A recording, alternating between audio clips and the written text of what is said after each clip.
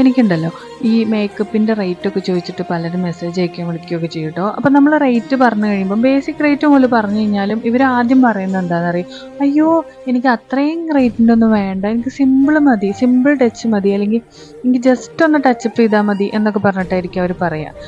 നിങ്ങളുണ്ടല്ലോ, നിങ്ങളിപ്പം റേറ്റ് കുറഞ്ഞാൽ എന്തോ ആയിക്കോട്ടെ, ഞങ്ങൾ ഒരുക്കി വിടുമ്പം നിങ്ങൾ ഇറങ്ങി ചെല്ലുന്ന ഒരു 100 പേരുടെ ഇടയിലേക്കായിരിക്കും. ഈ 100 പേരുടെ ഇടയിലേക്ക് ഇറങ്ങി ചെല്ലുമ്പം നിങ്ങളുടെ അടുത്ത് ആദ്യം അവർ കാണുന്ന ഇതിൽ നിങ്ങളോട് എന്താ ചോദിക്കുക, റേറ്റിൻ്റെ കാര്യമാണോ ചോദിക്കുക? അല്ല, നിങ്ങളോട് എന്താ ചോദിക്കുക, ഇതാരാ ചെയ്തതെന്നാണ് ചോദിക്കുക. അതിലെന്തെങ്കിലും ഒരു കുറവ് വന്നാൽ നിങ്ങൾ അത്ര ആൾക്കാരുടെ മുമ്പിൽ വെച്ച് ആരാ ചെയ്തത്, ഇന്ന ആളാണ് ചെയ്തതെന്ന് പറയുമ്പം അത് നമുക്ക് കിട്ടുന്ന ഒരു നെഗറ്റീവ് ഇമ്പാക്റ്റാണ്.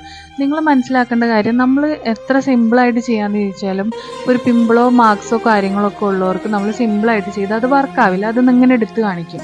അപ്പോൾ കാണുന്ന ആർക്കായാലും നമുക്ക് ഫീൽ ചെയ്യുക എന്താ, അതാ മേക്കപ്പ് ആർട്ടിസ്റ്റിൻ്റെ കുഴപ്പമെന്നാണ്.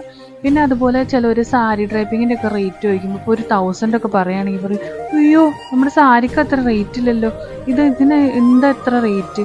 ഒരു സാരി തന്നെ ഉടുത്ത് അത് അങ്ങനെ നന്നായിട്ട് ഉടുത്ത് അതിൻ്റെ പെർഫെക്ഷനോടെ ഉടുക്കാൻ അറിയാവുന്നത് കൊണ്ടല്ലേ നിങ്ങൾ നമ്മളെ വിളിക്കുന്നത്.